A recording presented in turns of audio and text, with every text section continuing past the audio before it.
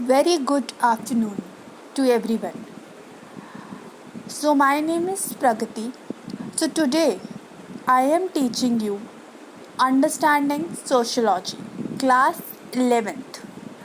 अब आप सोच रहे होंगे कि पहले मैं आपको बीएसटी पढ़ा रही थी, अब सोशलॉजी। मैं दोनों पढ़ाऊँगी आपको, सोशलॉजी भी और बीएसटी भी। I am sorry for delay, जो बीएसटी की क्लासेस थी वो डिले हो गई due to some personal reason. We will continue 11th BST and 12th BST also. तो आज हम सोशलॉजी का ये चैप्टर है जो स्टार्ट कर रहे हैं, ठीक है। क्लास 11th की अंडरस्टैंडिंग सोशलॉजी। 2 बुक्स लगी हुई हैं आपको, एक आपको रेड कलर की बुक दे रखी है उन्होंने और एक ग्रे कलर की, ठीक है। दोनों के चैप्टर्स थोड़े डिफरेंट हैं, ठीक है। मैं दोनों आपको पढ़ाऊँगी। दोनों में 5 लेसन्स हैं। 5 लेसन्स रेड वाली बुक में एंड देन 5 लेसन्स ग्रे वाली बुक में। जो ये वाली बुक है, जो रेड वाली बुक है, अंडरस्टैंडिंग सोशलॉजी वाली, कई स्कूल्स में एनसीईआरटी की ये बुक लगी है और कई स्कूल्स में दूसरी बुक लगी है, ठीक है। तो हम ऐसा करेंगे कि अब आप लोगों का ये होगा कि आपके पेपर स्टार्ट होने वाले होंगे एस्से 1 जो सितंबर में होते हैं, राइट, और एस्से 2 जो आपके होते हैं मार्च में। लेकिन आप लोगों के साथ ये होता होगा कि आपके फुल सिलेबस आता होगा 11th में मार्च में, राइट। तो उस अकॉर्डिंग हम क्या करेंगे कि वर्ड बाय वर्ड पढ़ेंगे और समझेंगे। आई नो आप स्कूल में भी रीड करते होंगे, ट्यूशन्स में भी अपने रीड करते होंगे, बिल्कुल रीड करते होंगे, सॉरी। और उसके बाद आपको ये होता होगा हैबिट कि एक बार ही हमें खुद रीड करने हैं चैप्टर्स, राइट। तो मैं आपको यहाँ पे क्या करूँगी, खासियत बता रही हूँ मैं क्यों आपको ये क्लास अटेंड करनी चाहिए। हम रोज़ समझेंगे लाइन बाय लाइन और जो इम्पॉर्टेंट लाइन होंगे उनको अंडरलाइन करेंगे। चाहे तो आप साइड बाय साइड उनको लिख भी सकते हैं, ताकि वो आपको जब आप अपने क्लासरूम से पढ़े या उनके आंसर ढूंढें तो आपको आसानी रहे। और हम रीडिंग करेंगे एक तरह से, जैसे कि हम क्लास में करते हैं। 1 पेज 2 पेज हम रोज़ पढ़ेंगे डेली, ठीक है। कभी 3 कभी 4, जिससे हमारा चैप्टर भी ख़त्म हो जाए और आपकी अंडरस्टैंडिंग भी बिल्ड हो सोशलॉजी के ऊपर। तो let start today's chapter number 1, sociology and society. अब सोशलॉजी शब्द से बहुत सारी बातें निकलती है। कई लोग समझते हैं कि सोशलॉजी वो होती है कि जहाँ हम सोसाइटी की बात कर रहे हैं, बिल्कुल सही, सोशलॉजी एंड सोसाइटी। सोशलॉजी में हम अलग अलग तरीके से समझ सकते हैं। सोसाइटी से लिंक्ड होती है बेसिकली, ठीक है। तो हम इस थोड़े से डिस्क्रिप्शन को पढ़ते हैं और इसके ऊपर अपनी अंडरस्टैंडिंग को समझते हैं, या बुक हमसे ये क्या कहना चाह रही है, फिर हम इस पे अपने विचार प्रकट करेंगे, ठीक है। तो लेट्स स्टार्ट विद इंट्रोडक्शन। तो मेरे साथ आप लोग रीड कीजिए, ठीक है। Let us begin with some suggestions that are often made to young students like you. One advice often made is study hard and you will do well in life. अभी हमसे क्या कह रहे हैं कि आपको स्टडी हार्ड करनी है और अपनी लाइफ में बेटर करना है। द सेकेंड एडवाइस, दूसरी एडवाइस क्या दे रहे हैं आपको, ये if you do this subject और set of subject you will have better chance of getting good job in the future.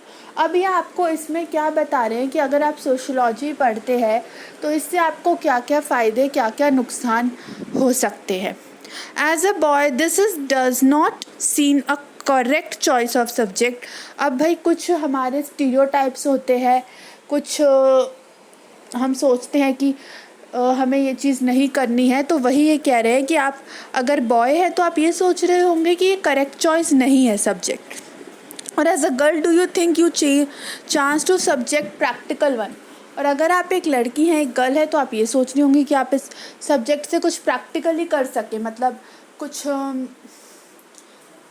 अपनी ज़िंदगी में रियल लाइफ कर सके, रियलिटी के साथ लिंक करके कर सकते, प्रैक्टिकल एक्सपीरियंस गेन कर सके, ठीक है। The fourth, your family needs you to get a job soon, so why choose a profession that will take a very long time? अब आप सोच रहे होंगे कि ये कह रहे हैं कि सोशलॉजी आप क्यों चूज़ करेंगे, कि आपको बेहतर से बेहतर जॉब मिल जाए। लेकिन इस जॉब को मिलने में भी काफ़ी समय लगता है। लेकिन जॉब के लिए भी तो आपको सब्जेक्ट नॉलेज होनी चाहिए ना, तो ये जो सब्जेक्ट है आपको उसकी नॉलेज देगा। अगर आगे जाकर आप सोशलॉजी सब्जेक्ट अडॉप्ट करते हैं या ऑप्ट करते हैं तो आपके लिए एक बेसिक अंडरस्टैंडिंग होगी 11th की सोशलॉजी, और अगर इवन 12th में है सोशलॉजी तो और आपकी डेवलप होगी understanding as a career if you can choose the sociology field. ठीक है, or you will join your family business, so why do you wish to do this subject? Let us examine the suggestions. Do you think the first advice contradicts the other three? जो पहली advice थी, क्या advice थी भाई? पहली advice कि study hard करो और डू वेल। ठीक है, for the first advice suggested that if you work very hard you will do very well and get a good job. अगर आप अपने ऊपर काम अच्छे से करेंगे, अपने जो सब्जेक्ट पढ़ रहे हैं उसको अच्छे से पढ़ेंगे तो आप अपने ऊपर काम अच्छे से कर सकते हैं। ठीक है, अब आपको एक चीज़ ध्यान रखनी होगी, 11th 12th या इवन आप अपनी स्कूल लाइफ को ले लीजिए, जब जो आपने चीज़ें पढ़ी आप धीरे धीरे अगर ऑब्जर्व करेंगे तो लेवल 1 बाय 1 अप होता रहता है। फॉर एग्ज़ाम्पल, पहले आप इंग्लिश में ABCD सीखते हैं, देन आप धीरे धीरे उनको पिक्चर्स से रिलेट करते हैं, देन उसके बाद पिक्चर्स से आप वोकैबुलरी सीखते हैं कि उस वोकैबुलरी को आप कल अपनी दुनिया में एनवायरनमेंट में कैसे यूज़ करेंगे। फिर आप उन्हें अल्फ़ाबेट को अपने आसपास की चीज़ों से जॉइन करने की कोशिश करते हैं। जैसे आप फूड का एग्जांपल लेते हैं तो ए से क्या होता है? एप्पल, तो आपने उसे अपने एनवायरनमेंट से जोड़ा। ए से क्या होता है? आंट, तो आपके आसपास अगर कोई इंसेक्ट है तो आपने उससे जोड़ा एनवायरनमेंट से। लाइन बाय लाइन फिर आप अल्फ़ाबेट से थोड़े थोड़े छोटे छोटे सेंटेंसेस को बोलना स्टार्ट करते हैं। ठीक है, this is cat, that is boy, right, this is cat. या फिर धीरे धीरे आप उस सब्जेक्ट के और जो चीज़ें जैसे कि अपोजिट वर्ड्स हो गए, सिनोनिम्स, एटोनिम्स, एडजेक्टिव्स, प्रोनाउन, नाउन्स, ये सब सीखते हैं ताकि आप इन सबको अपने यूज़ कर सकें। कहाँ यूज़ कर सकें? जब आप एक लैंग्वेज को बोलने लगे या एक लैंग्वेज को लिखने लगे उसमें उसका यूज़ कर सकें। सिमिलरली सोशोलॉजी भी यही है। ये अभी आप सोशोलॉजी का बेसिक सीख रहे हैं कि सोशोलॉजी कैसे हमारे लिए ज़रूरी है, क्यों ज़रूरी है। ठीक है, धीरे धीरे फिर आप लेसन्स पर आते हैं, धीरे धीरे फिर आप राइटिंग्स पर आते हैं in English language, right. So let's continue. ठीक है, let us examine the suggestions. Do you think the first advice contradicts the other three? For the first advice suggests that if you work very hard, you will do very well and get a good job. The onus rests upon the individual. The second advice suggests that apart from your individual effect, there is a job market that decides which subject choice may increase or decrease your chances in the job market. अब ये भाई आपसे क्या कह रहे हैं कि आप जो ये सब्जेक्ट चूज़ कर रहे हैं या कोई भी सब्जेक्ट आप चूज़ कर रहे हैं जॉब के लिए, तो उसमें मार्केट में क्या उस सब्जेक्ट की वैल्यू जो आप चूज़ कर रहे हैं क्या वो बढ़ रही है, क्या वो घट रही है, ये भी तो आप देखेंगे ना उस जॉब को अडॉप्ट करने से पहले या चांस लेने से पहले। The third and fourth advice complicated the matter even more. It is not just our personal effort or just the job market that makes a difference, our gender and a family or a social background also. ये matter नहीं करता कि job का क्या है या job हमारी कोई पर्सनल क्या बातें हैं, हम क्या सोचते हैं। What matters the most is your family, gender and social background. Please underline this words. It's not just our personal effort or just the job market that makes a difference. ये एक अलग बात हो गई भाई, ठीक है। मैटर क्या करता है सबसे ज़्यादा? हमारा जेंडर क्या है, मेल है कि फीमेल है, हमारी फैमिली क्या सोचती है, social background also matters, right? एक इंडिविजुअल, आप एक पर्सनालिटी, आप एज अ पर्सन क्या सोचते हैं, ये बात की बात है।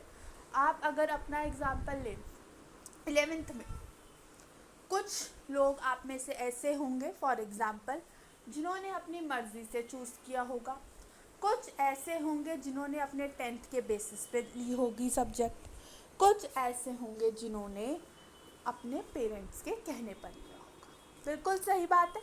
कुछ किसी के दिखाने पे लिए होंगे कि अच्छा उसने, ये जैसे एक बड़ा कॉमन सा एग्जांपल ले रही हूँ मैं, जैसे लोग कहते हैं कि साइंस आपने ली है, आपके भाई बहन ने ली है, तो तुम्हें भी लेनी है, देखो वो कितना अच्छा कमा रहा है तो तुम भी ले लो साइंस। ये पुरानी एक धारणा है जो लोग सोचते थे कि आर्ट्स जो है वो लो लेवल की है, बट टुडे नहीं, आज नहीं, आज के टाइम में आर्ट्स एक बहुत अच्छा सब्जेक्ट है और बहुत अच्छा स्कोप भी है वहाँ पर, राइट? जैसा कि हम देख पा रहे हैं। तो ये एक एग्जाम्पल है, जस्ट एन एग्जाम्पल। तो ये क्या हुआ, ये इन्फ्लुएंस हुआ कि हम अपने आसपास के लोगों से इन्फ्लुएंस हो रहे हैं, राइट? दैट, तो ये यही कहना चाह रहा है। जॉब वगैरह डिफरेंस बाद में आता है, हमारे छोटे छोटे चॉइसेस भी जो है वो डिपेंड करती है हमारे सोशल बैकग्राउंड पे, हमारी फैमिली पर और हमारे जेंडर पर। कभी कभी जेंडर पर भी हो जाती है। अब जेंडर पे कैसे होती है, कई लोग पहले जेंडर पे ये सोचते थे कि गर्ल्स जो है वो मैथ्स कर नहीं सकती, बॉयज़ जो है वही मैथ्स कर सकते हैं, बट अब तो वर्ल्ड कैन चेंज।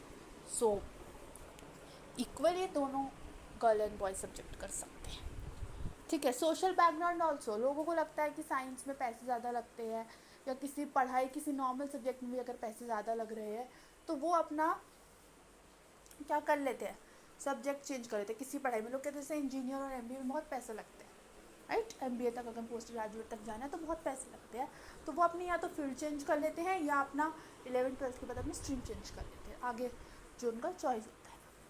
तो इन तीनों बातों से हमें क्या समझ आया कि हमारा पर्सनल ओपिनियन बाद में, लेकिन जो सोसाइटी की सोच है, जो हमारी फैमिली की सोच है, जो हमारे जेंडर्स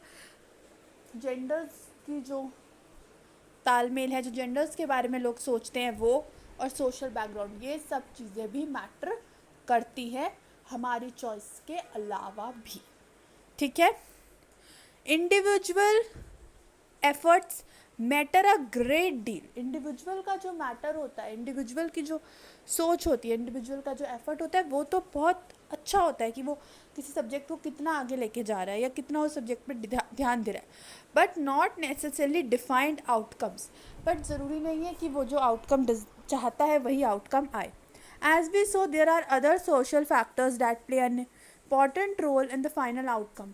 अब जॉब ढूंढने में, सब्जेक्ट को समझने में, उसकी पढ़ाई करने में सिर्फ एक यही चीज़ें नहीं होती कि जेंडर हो गया, फैमिली हो गया, या फिर सोशल बैकग्राउंड हो गया, आपकी पर्सनल चॉइस हो गई, उसके अलावा भी कई बहुत सारे फैक्टर्स होते हैं, ठीक है? So we have to discuss further, ठीक है? Here we have only mention the job market, हम इधर सिर्फ जॉब मार्केट की बात कर रहे हैं। The socio economic background and gender, please underline this word, the socio economic background and gender. Can you think of these, cannot think of those factors? क्या आप इन फैक्टर्स के बारे में सोच रहे हैं? जेंडर और सोशो इकोनॉमिक। सोशो इकोनॉमिक क्या? आपकी आर्थिक स्थिति, आप जिस स्थिति में हैं, जिस स्थिति में से आप, जिस वातावरण से, जिस माहौल से आप पढ़कर आ रहे हैं, जिस पढ़ने के लिए आ रहे हैं, सॉरी, तो उस बैकग्राउंड से, और आपका मेल और फीमेल होना, ये दोनों चीज़ें भी बहुत इम्पॉर्टेंट मैटर करती हैं आपकी करियर और जॉब ग्रोथ में। ये कहना चाह रही हैं, ठीक है? तो ये दो चीज़ें प्लीज़ अंडरलाइन कर लें, इनके बारे में आगे हम और अच्छे से समझेंगे और इनका क्या रोल होता है एक सोसाइटी को बनाने, क्योंकि बेसिकली ये सब सोशोलॉजी जो है वो सोसाइटी से ही लिंक्ड है. जब हम आगे सोशोलॉजी की डेफिनेशन पढ़ेंगे और सोशोलॉजी के बारे में और पढ़ेंगे तो हमें और अच्छे से समझ आएगा. ठीक है. We could well ask, who decides what is a good job? Do all societies have similar notions of what is a good job?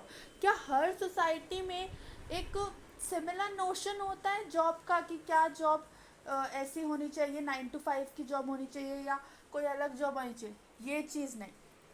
Her society में हर एक तबके में एक जॉब का अलग एक सिनारियो होता है. यू नो ना, अगर आप जैसे किसी कॉर्पोरेट में चले जाएं या फिर आप किसी अर्बन और रूरल, दो हम चीज़ें लेते हैं, अर्बन और रूरल की. ठीक है, दो हमारे पास बातें.